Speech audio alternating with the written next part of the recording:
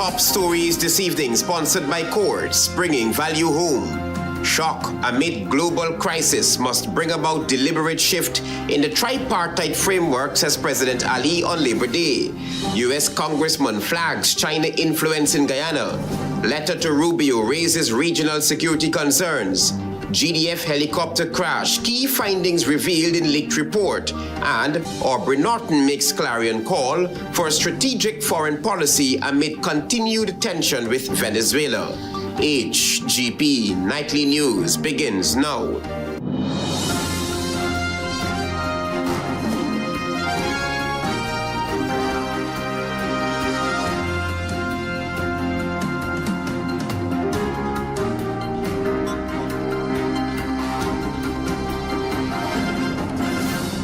Good evening to our viewers here in Guyana and online. I'm Travis Chase with the Friday, May 1, 2026 edition of the HGP Nightly News. Happy Labor Day.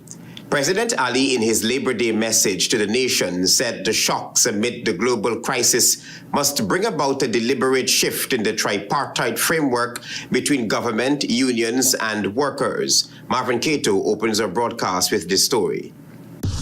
Labor Day, also known as Workers' Day, is a global holiday celebrated on May 1st to honor the achievements of the labor movement, advocate for workers' rights, and promote fair working conditions, including the standard 8-hour workday. Against that backdrop, President Irfan Ali, during his address to the nation, called for deeper cooperation between unions, workers, and the government. There must be a deliberate shift toward deeper cooperation, collaboration, and mutual respect. According to the president, new and complex challenges confront workers: global inflationary pressure, supply chain disruptions, and the shift in geopolitical tensions all threaten the security and livelihoods of working people, hence a reset is needed.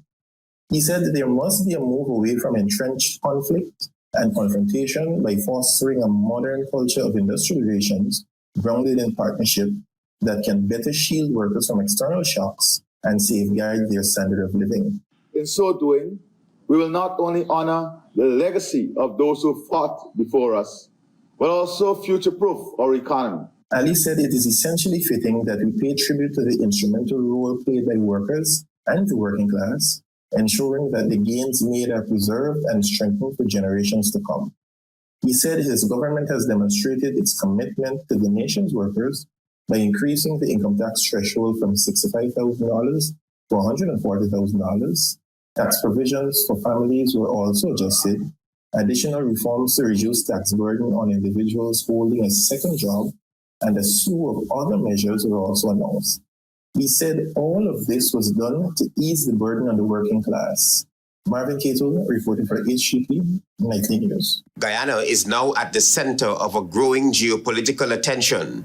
A United States congressman has written directly to the U.S. Secretary of State Marco Rubio over increasing Chinese influence in Guyana.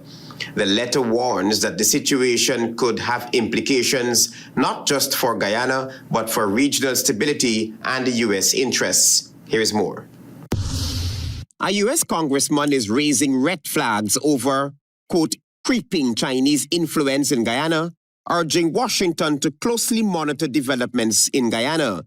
In a letter dated April 28, 2026, Congressman Gabe Evans wrote to Secretary of State Marco Rubio, expressing concern over reports of growing interference linked to the Chinese Communist Party.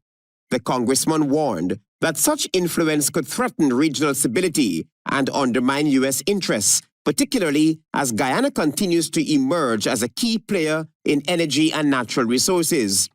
The letter also references Guyana's political leadership, including President Irfan Ali and Vice President Barra Jagdeo, suggesting a history of strategic alignment with China. It further points to China's global strategy of leveraging investments and infrastructure projects to gain political influence. Among the issues highlighted are large-scale loans, major infrastructure contracts, and allegations of financial influence tied to Chinese investments. The congressman argues that Guyana's vast natural resources and growing economic importance make it a critical partner for the United States, but also a potential target for geopolitical competition. He is now urging the U.S. State Department to remain vigilant and ensure that American interests in the Western Hemisphere are protected. The development also places Guyana squarely in the spotlight of an intensifying global power struggle between the United States and China.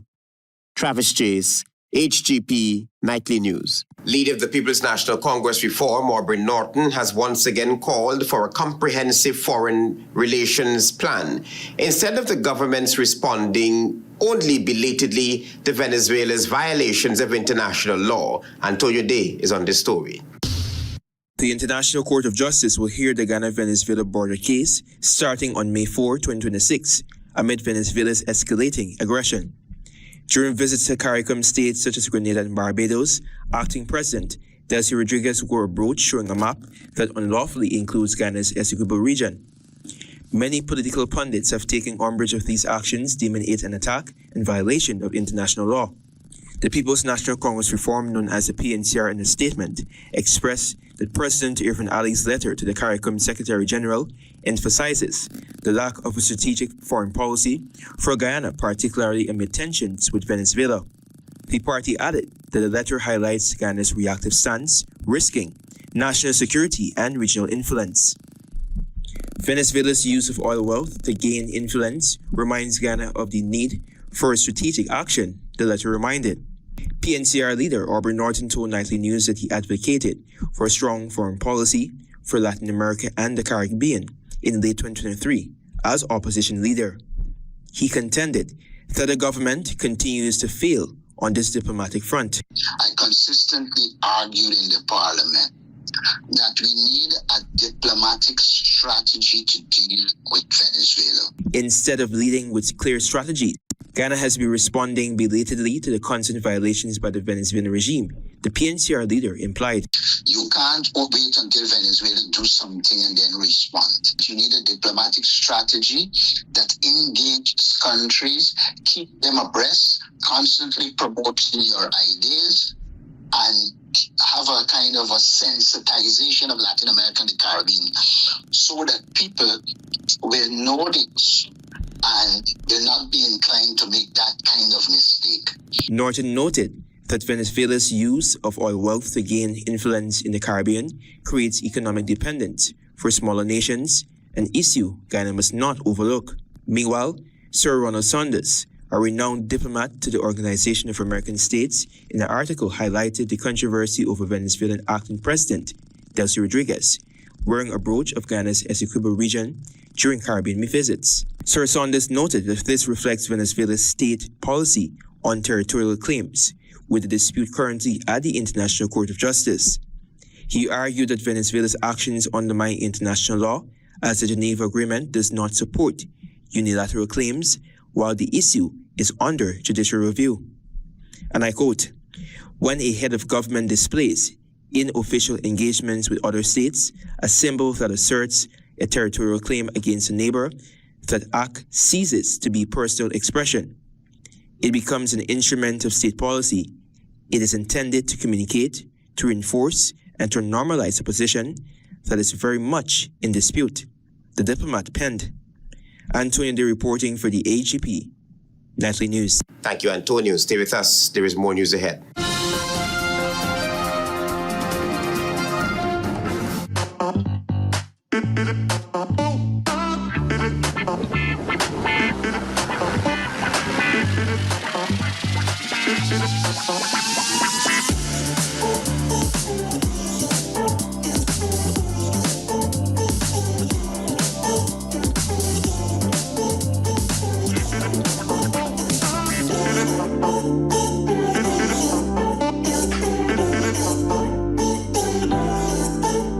Welcome to SNL Electrical Inc., where lighting and electrical needs are met with expertise and style. From the latest in electrical lamps to durable cables, circuit breakers, panels, we have it all.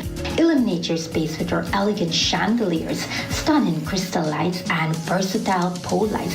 Looking to upgrade your comfort? Explore top-of-the-line AC units and our diverse selections of stylish styles. Visit us at 170-180 Thomas Street, Kitty, Georgetown. Discover solution that not only lights up your world, but transforms it. Call us on telephone number 226-3018 or 223-1634. SNL Electrical Inc. powering your life with elegance, quality, and care. Krishna Rolf Establishment. No job is too small or too large. We specialize in all types of fabricating machinery, excavator repairs, rice field pumps, and hydraulic hoses. Visit us at Lot 113, Block CC, Manripo, East Coast, and Marara, or call 220-9624, 629-4021, or 619-7880. At Krishna Rolf Establishment, no job is too small or too large. This Mother's Day, say I love you in a way she'll never forget. Celebrate your mother, grandmother, wife, aunt, or that special woman in your life with a beautiful personalized Mother's Day greeting on HGP TV. Send us 2 photos of mom and a heartfelt message of up to 80 words. Our team will professionally create a short tribute video in-house to be aired on television and across social media on Mother's Day. Let her smile. Let her feel appreciated. Let the world know how special she is. Only $2,000. Book your Mother's Day greeting today. WhatsApp or call now 657-1706 or 687-0575. HGP TV Mother's Day greetings, because moms deserve more.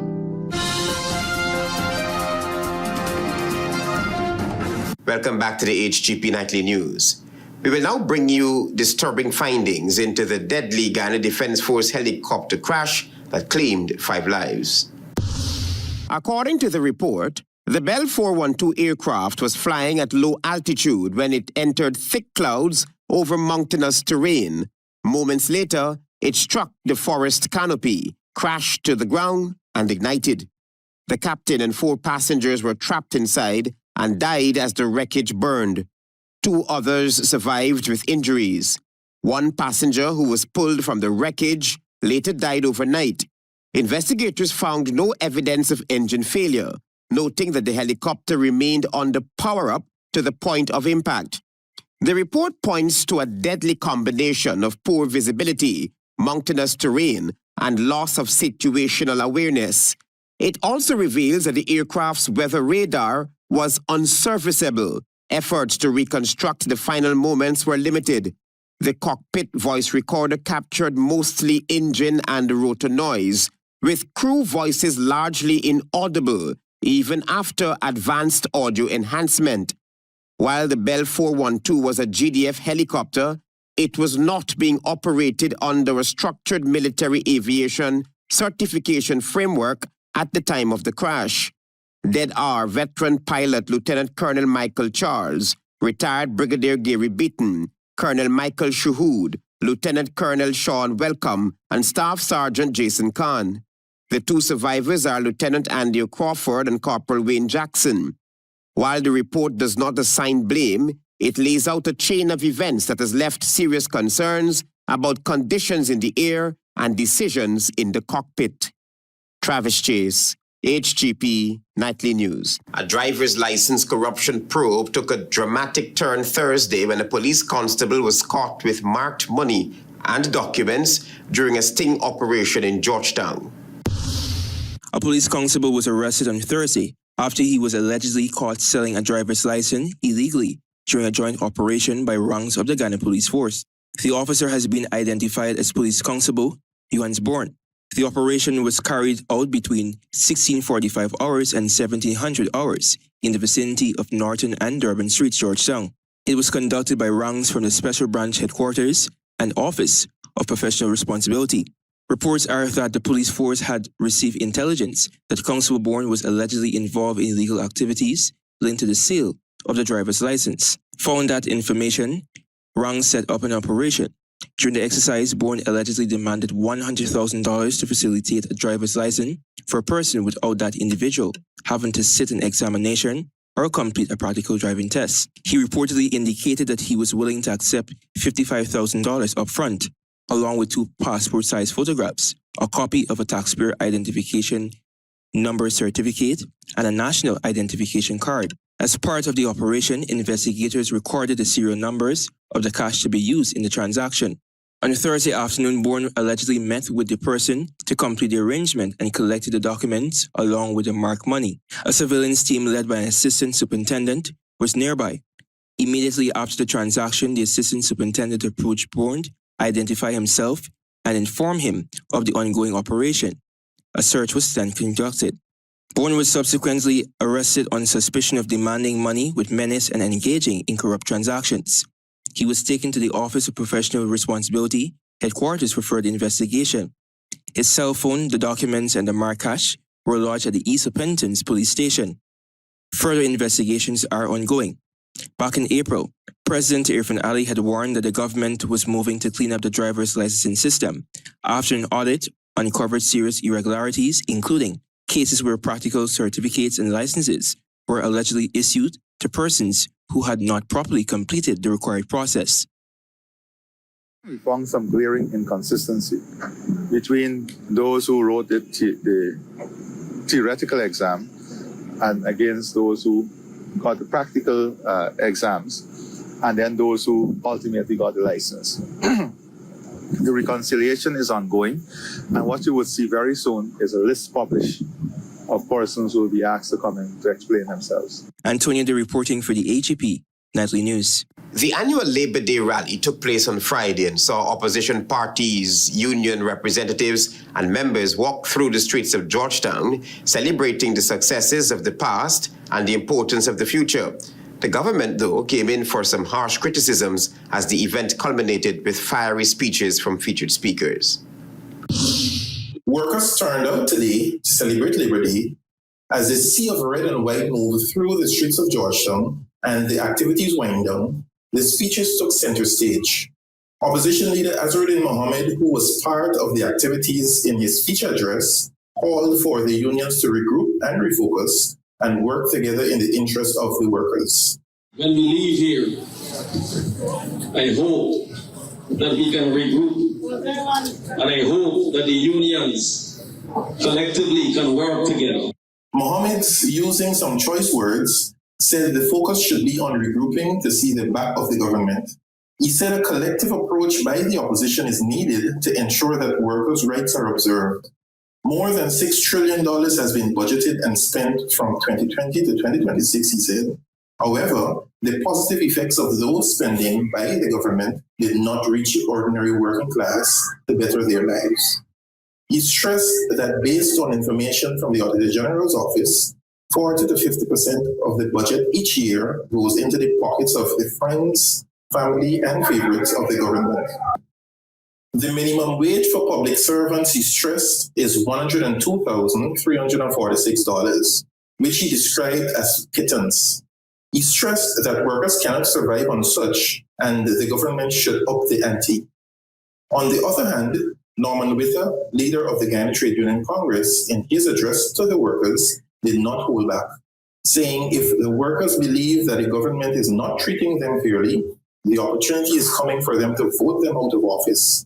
He said those opposed to what is happening should find common ground to work together or the consequences would be grave. Let me just caution you. If you fail to do so, then the tyrant will remain in office for another 100 years. The veteran trade unionists rallied the troops and said if they are desirous of ruling their destiny, they cannot rule their destiny if they are sleeping. The cry for unity among all who oppose the government's action was the message put forward. Meanwhile, Coretta MacDonald, Member of Parliament and the President of the Guyana Teachers Union, in her call for unity, said workers are recognized today for their hard work and dedication in keeping the economy turning. She said division is not an option and that workers must be compensated for work done. We cannot allow handshakes, smiles, or brunches to erase the hurts that would have been meted out to us as workers. Marvin Cato reporting for HGP Nightly News. There is more news ahead. Stay with us. Planning a cleanup? We can help. Sevon's Waste Management skip bins can be provided for home renovation projects, yard cleanup, or construction project. It's simple. Step 1. Give us a call. Step 2, we put down the bin. Step 3, load it up with all of your junk. Step 4, we take it away. That's simple. Bins are also available in various sizes, so there is no job that is too big or too small. Call Cvon's Waste Management today at 218-1455. Hey, stop, don't go away when you don't eat food, you know. You got fair wash your place because I did my nails.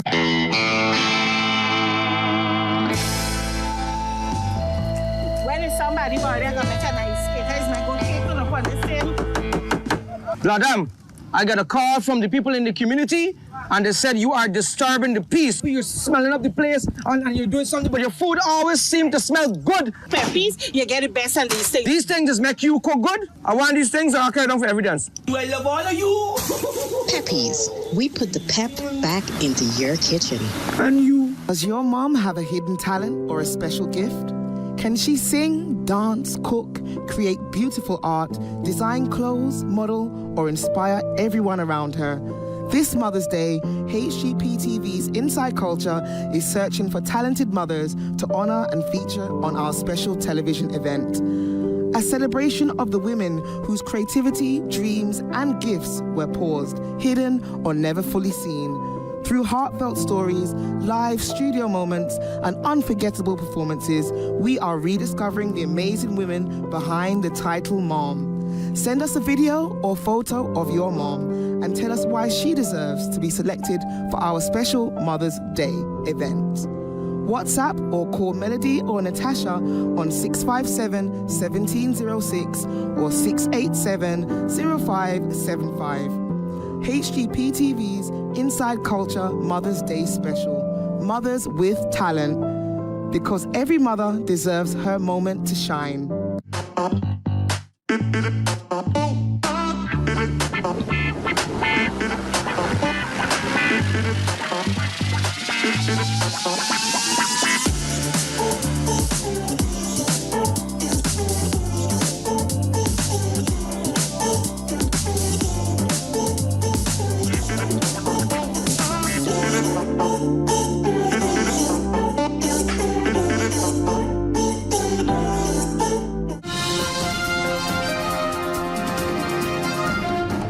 Welcome back to the HGP Nightly News. In memory of her mother, Marceline Wilson, who was brutally murdered at the hands of her stepfather 40 years ago, Guyanese author Tracy Wilson's inaugural publication, Justice in Her Honor, speaks to how justice was delayed and denied. Antonio Day sat down with the retired educator, and he reports now. Justice in Her Honor, a trailblazing book by Guyanese author Tracy Wilson is a profound memoir that unveils the enduring emotional scars left by domestic violence, wounds that persist long after the physical injuries have healed. The retired educator and author who migrated to the island of Antigua and Barbuda in her 20s, during an exclusive interview with Nightly News, recounted her quote-unquote tumultuous childhood marked by violence, fear, and the shattering loss of her mother. It's a multi-thematic book that encompasses various subject matters. It starts out with the violence that my mother experienced and that I grew up. So actually I'm telling the story from the perspective of a child. The book, which was published back in 2025, offers a raw and accurate depiction of the trauma Wilson endured, revealing the lasting impact such experiences have on the human spirit. The narrative invites readers on a journey of self-discovery, urging them to confront their own emotions related to loss, grief, fear, and regret. By reflecting on these universal feelings, readers are encouraged to find strength during life's most challenging moments. I really wanted readers to understand, as you read, that when people stay in an abusive relationship and their children involved, you know, in no terms, in no way helping the child. At 60, Wilson recalled caring for her stepfather during his illness. Although he had killed her mother by burning her to death,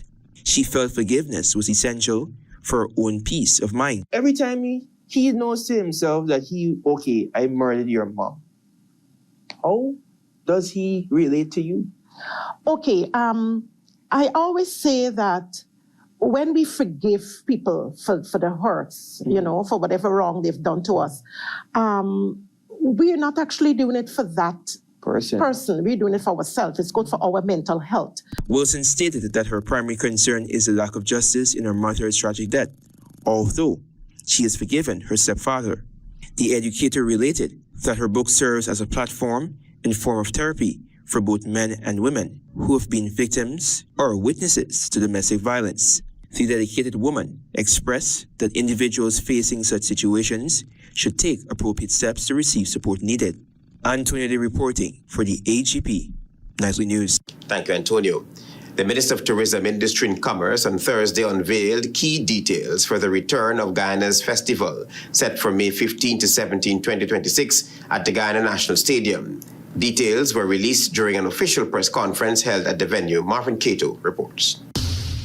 Minister of Tourism, Industry and Commerce, Susan Rodriguez, unveiled all the details for the upcoming Guyana Festival, staged as part of Guyana's Diamond Jubilee celebrations. From the first day on the 15th of May at 5 p.m., we will be hosting the opening ceremony where the public is invited. According to the minister, the festival returns after a 12-year hiatus under the theme Sound, Soul and Taste. Reimagined for a new era, the event will bring together Guyanese from across the country, diaspora, and international visitors in a vibrant celebration of culture, heritage, and national pride.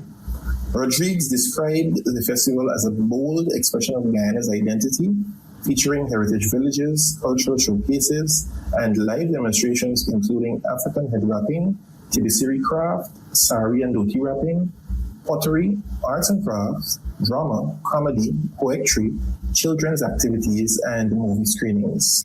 Over 3 exciting days, come immerse yourselves in Guyanese heritage through vibrant cultural showcases and live demonstrations. The Cultural Zone and the Culinary Village will showcase the traditions of Guyana's 6 peoples through music, dance, cuisine, fashion and storytelling, alongside displays of historical artifacts and relics.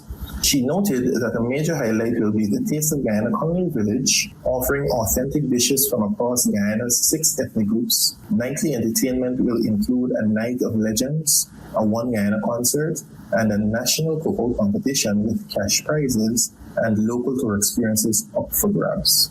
She reminded ticket outlets will be announced soon, while tickets for the entry per night is $1,000 for adults and children under 12 enter free. She encouraged the public to make every effort to participate in the activities over the 3 days. The Guyana Festival passport also returns at $5,000, she said, granting access to all 3 days of events, plus special discounts on tours and accommodations through festival partners. The minister also acknowledged the strong support of the festival's corporate sponsors, whose partnership is helping to bring this landmark national event to life. Guyana Festival 2026 promises a family-friendly, immersive experience that celebrates shared heritage, strengthens national pride, and honors Guyana's journey over the past 6 decades. Marvin Cato reporting for HGP Nightly News. Stay tuned for regional news. Guyana, up your cash. Over 100 winners. More than $2.5 million in cash and prizes up for grabs. Win cash every week. Plus a chance to up your cash to $500,000. And that's not all. Win back your grocery bill up to $20,000 cash every week. Just grab any Buster Turbo Energy Drink, Fruitopia, Oasis flavored water, Fruita, or Viva Sparkling flavored water. Look for the code starting with BB, then visit at Buster Guyana on Facebook or Instagram for details. Up your cash today. This Mother's Day, say I love you in a way she'll never forget. Celebrate your mother, grandmother, wife, aunt, or that special woman in your life with a beautiful personalized Mother's Day greeting on HGP TV. Send us 2 photos of mom and a heartfelt message of up to 80 words. Our team will professionally create a short tribute video in-house to be aired on television and across social media on Mother's Day. Let her smile. Let her feel appreciated. Let the world know how special she is. only $2,000. Book your Mother's Day greeting today. WhatsApp or call now 657-1706 or 687-0575. HGP TV Mother's Day greetings, because moms deserve more.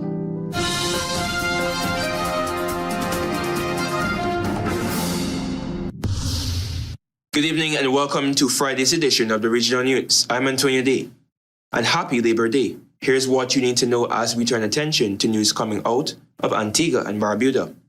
Antigua and Barbuda Prime Minister Gaston Browne won a landslide election victory late Thursday, securing a fourth term after a campaign dominated by the economy and concerns over U.S. visa restrictions.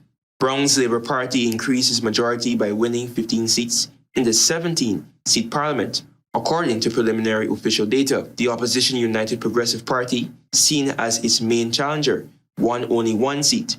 And I quote, "We are humbled and honored by your support and confidence," the Antigua and Barbuda Labour Party said on social media. Browne, a 59-year-old former banker and Labour Party leader since 2014, campaigned on economic stability and investment growth, highlighting post-pandemic tourism recovery and infrastructure expansion. The debate was dominated by Washington's January decision to suspend visa processing for Antiguans, impacting locals who work in the U.S. Browne's administration is collaborating with the U.S. and has implemented reforms to enhance the citizenship by investment program. The Labour Party called the general election last month, 2 years ahead of schedule, saying that it needed a new mandate at a time of international crisis. It had a 9-seat majority in the last parliament. There will be a second vote count on Friday to confirm the results of the general election that has been monitored by international observers.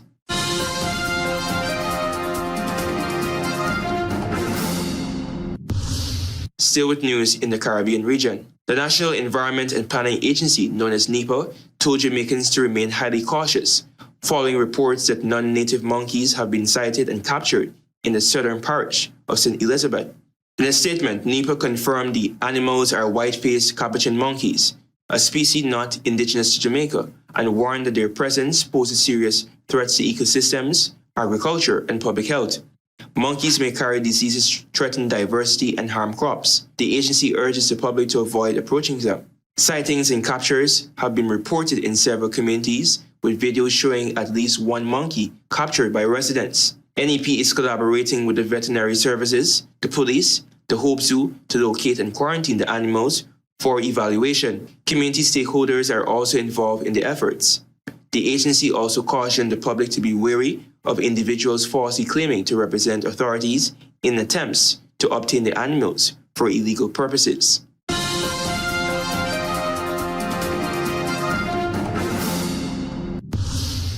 And finally, with international news.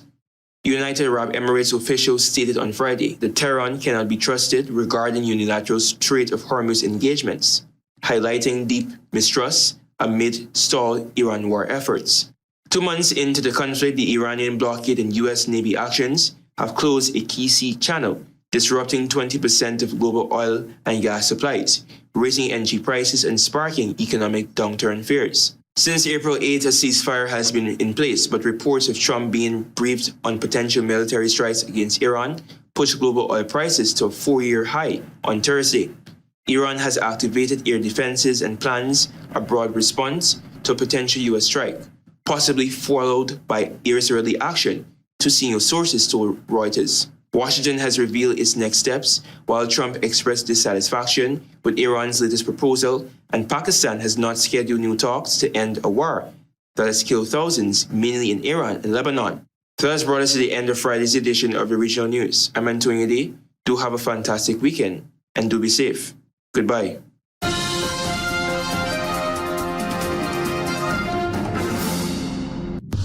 Let's join Delvin Neblet now for HGP's Sports Pulse.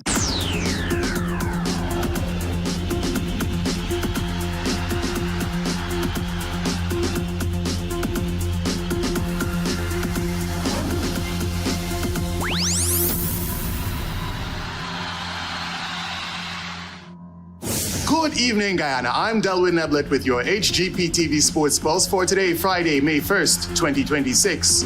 We begin tonight with cycling. Action took place in the 2026 Dr. Chetty Jagan Memorial Road Race on Sunday. Abigail Jeffrey emerged as the women's champion, while Robin Persaud and Ian Jackson secured veteran titles. Alex Newton prevailed in the junior category as Junior Melville claimed the Category 4 division. In the senior category, Brighton John delivered an outstanding performance to emerge as the overall champion.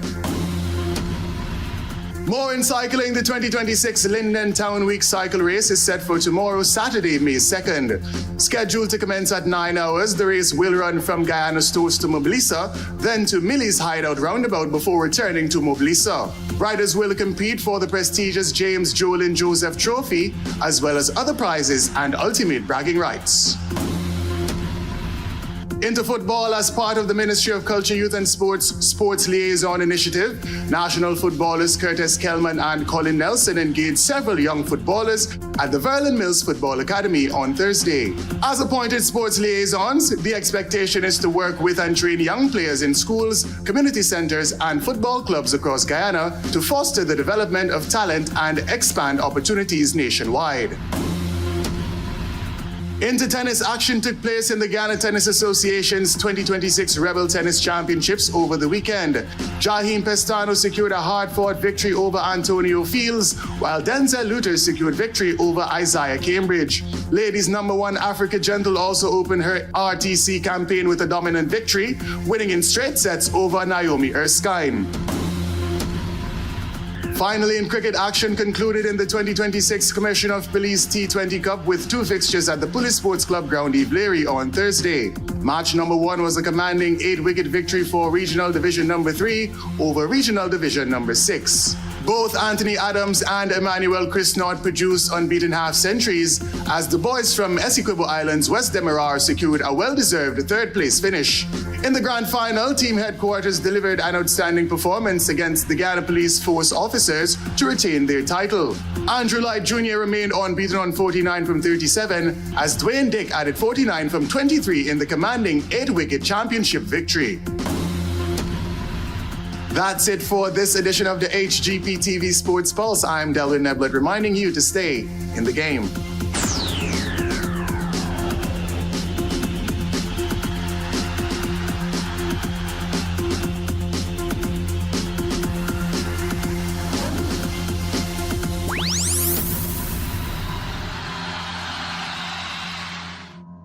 Shock amid global crisis must bring about deliberate shift in the tripartite framework, says President Ali. U.S. Congressman flags China influence in Guyana. Letter to Rubio raises regional security concerns. GDF helicopter crash. Key findings revealed in leak report. No engine failure in the Region 7 crash. And Norton makes clarion call for strategic foreign policy amid continued tensions with Venezuela. Those are our major headlines. For these stories and more, please go to our website. It's www.hgptv.com. I'm Travis Chase. Thanks for watching. Goodbye.